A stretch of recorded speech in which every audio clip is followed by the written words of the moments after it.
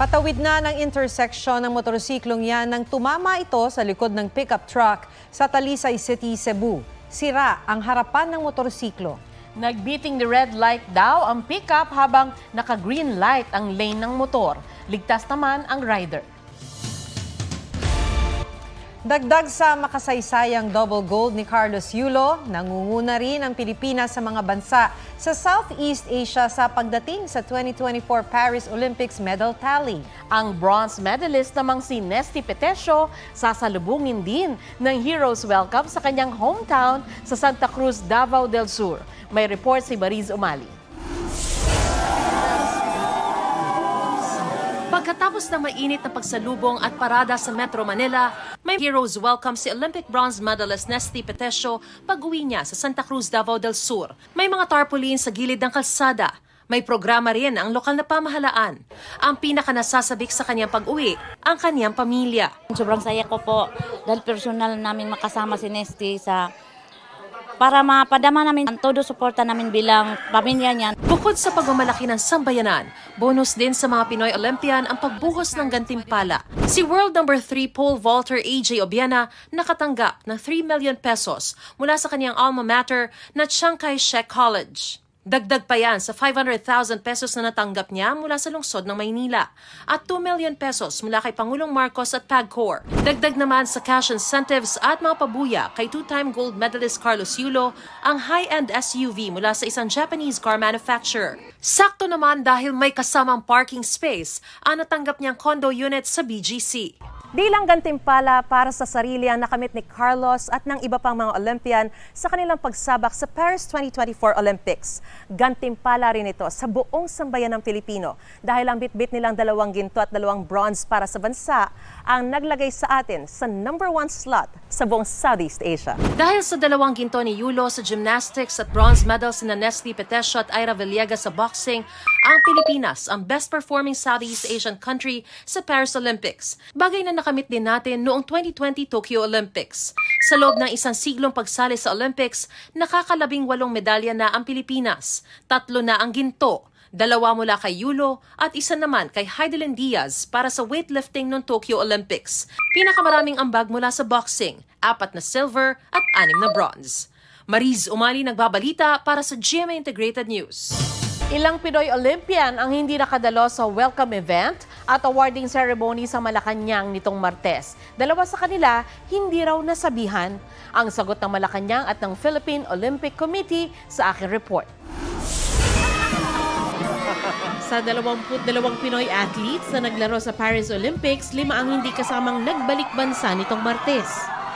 Si Miss Bianca Pagdanganan, we were told that Miss Bianca Pagdanganan will be in Scotland. Si Ma'am Dottie Ardina naman will be in the US. Plus the 3 gymnasts, si Miss Alea Finnegan, Miss Levy Rivivor, and Miss Emma Malabuyo naman, we were told that they will be in the US.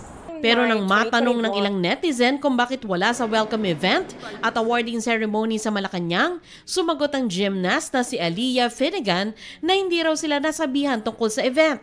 Sabi naman ni Emma Malabuyo, gusto niyang pumunta pero hindi rin daw sinabi sa kanya ang naturang event. Sinikap naming makuna ng pahayag ang mga atleta sa pamamagitan ng text, tawag at maging ng asosasyong kanilang kinabibilangan pero wala pa silang tugon. Ang isang wala sa Malacanang, si Dottie Ardina, ang golfer na nagpahayag ng saloobin sa social media tungkol sa kawalan nila ng uniform para sa kompetisyon. Pero ayon sa Malacanang at Philippine Olympic Committee, hindi nakasama sa biyahe pabalik ng Pilipinas sa mga nasabing atleta dahil may naunang flight na sila patungo sa ibang bansa. Walang kaugnayan sa issue ang hindi pagdalo ng Pinoy golfers sa Heroes Welcome. Yung NSA na lang nila mag-explain doon. Wala naman kaming, ang alam kasi namin, malis na sila ng maaga. Tiniyak din ng Malacanang na matatanggap pa rin ng mga atleta ang kanilang cash incentives. Paluginang ibinebenta ang mga baboy sa Davao Occidental dahil sa banta ng African Swine Fever. Inaasahan namang darating bukas ang libu-libong donasyong bakuna kontra ASF. May report si Bernadette Reyes. Isa-isang pinara ng mga taga Bureau of Animal Industry, City Veterinary Department at mga pulis ang mga dumaraang closed van at truck sa EDSA Balintawak, Quezon City. Kung may kargang baboy, ini-inspeksyon kung may sintomas ng African Swine Fever o ASF ang mga ito.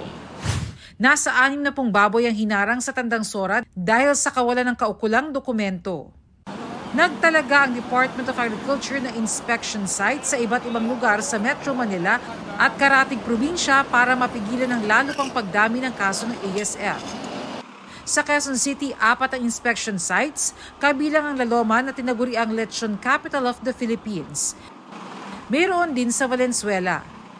Itong inspection site dito sa Malanday, Valenzuela, ang huling control point dito sa Metro Manila bago maaaring maibiyahe sa mga kalapit na probinsya ng Bulacan, Pampanga at Tarlac ang mga baboy kung saan may nagaganap na malawakang repopulation ngayon. May inspection site din sa Santo Tomas, Batangas, Alfonso, Cavite at Calamba, Laguna. As of August 1, 22 probinsya na sa bansa ang may kaso ng ASF ayon sa Bureau of Animal Industry. Sa Davao Occidental, 1,000 piso na lang kung ibenta ang ilang baboy matapos makapagtala ng ASF sa 3 barangay roon. Dito sa Metro Manila, umiiwas din muna sa baboy ang ilang mamimili. Ano muna kami, isda muna. Baka mamaya yung binibenta ngayon may apektado na Bukas darating na ang donasyong 2,000 doses ng bakuna kontra ASF. Sisimulan ang pagbabakuna sa Martes. It's not that alarming because the vaccine is on the way. So hopefully makontain natin to. Bernadette Reyes, nagbabalita para sa GMA Integrated News. Sa mga customer ng Meralco, may nagbabadyang dagdag singil simula Oktubre. Inaprubahan kasi ng Energy Regulatory Commission ang hiling ng Meralco na singilin sa mga customer nito ang bayad sa kuryenteng kinukuha ng Meralco sa natural gas-fired power plants. Dahil dito, posibleng tumaas ng 32 hanggang 33 centavos kada kilowatt hour ang dagdag singil na uutay-utayin sa loob ng 12 buwan. Nauna nang nag-anunsyo ang Meralco ng mahigit 3 centavos kada kilowatt hour na dagdag singil ngayong Agosto. Humingi ng paglilinaw si Senador Robin Padilla nang matalakay ang isyu ng rape sa pagitan ng mag-asawa sa pagdinig ng Senado. Git ng inimbitang resource person na si Attorney Lorna Capunan, no means no. May report si Rafi Tima. Meron kang sexual rights sa asawa mo Hindi mo naman pinipili kung kailan ka yung in heat. Paano yun? Pag ayaw ng asawa mo, bababae ka na lang ba? Tanong yan ni Senator Robin Padilla sa pagdinig ng kanyang komite sa mga pulisiya ng media industry sa pagtugon ng mga reklamo ng pang-abuso at sexual harassment kung saan napag-usapan ang marital rape. Sabi ng resource person na si Attorney Lorna Capunan, kilalang family lawyer at women's rights advocate, rape pa rin maituturing kung isa sa mag-asawa ay ayaw makipagtalik. Yung no means no applies to both genders. Hindi siya pwedeng i-force nung asawa. Sasabihin ng asawa, masakit ang ulo ko, ayaw ko. Pinersa nung husband, yung babae to have sex. Is that rape? Ang sagot po ay yes. Sa ilalim ng anti-rape law, pwede maging biktima mapababae o lalaki. Pinaliwanag din ni Capunan na sa ilalim ng batas, hindi obligasyon ng asawa na maging sunod-sunuran sa kanyang kabiyak. Andyan ng asawa mo to serve you. Ayaw niya. So anong pwede kung para hindi ako mareklamo ng asawa ko? Counseling po ang kailangan. Kailangan po ng mga ganyan. Ang counseling, magdasal na lang kayo. With all due respect, hindi po obligasyon ng isang wife. Sabi mo is to serve the husband. We amended the family code to remove the obligation of obedience. Kaming choice bigla, gano'n na lang. Matulog ka na lang. Ang issue doon hindi na legal, no? Ang issue doon na yan psychosocial. Rafi Tima nagbabalita para sa GMA Integrated News. Isang PWD ang pinagsasampal ng isang dating kagawad sa Dagupan City. May spot report si John Consulta.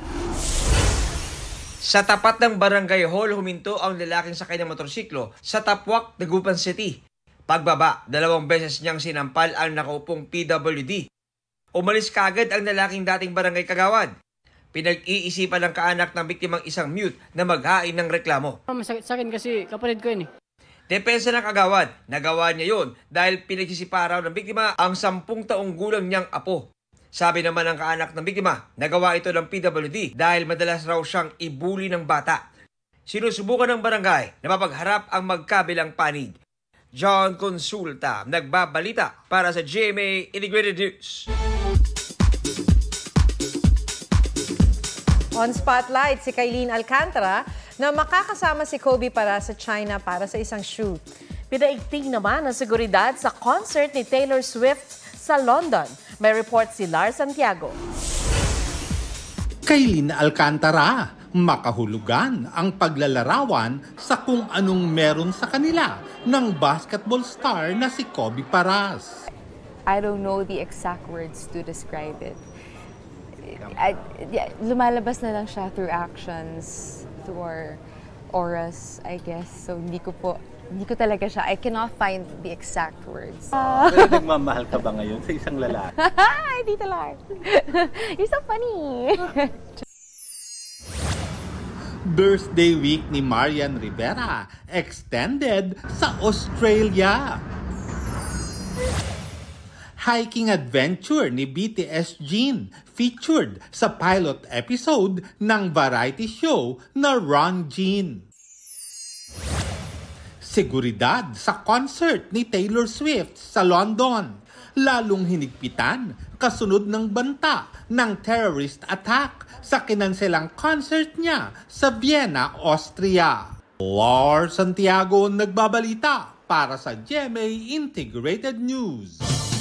Huwag magpahuli sa mga balitang dapat ninyong malaman. Mag-subscribe sa GMA Integrated News sa YouTube. Sa mga kapuso abroad, subaybayan nyo kami sa GMA Pinoy TV at sa www.gmanews.tv.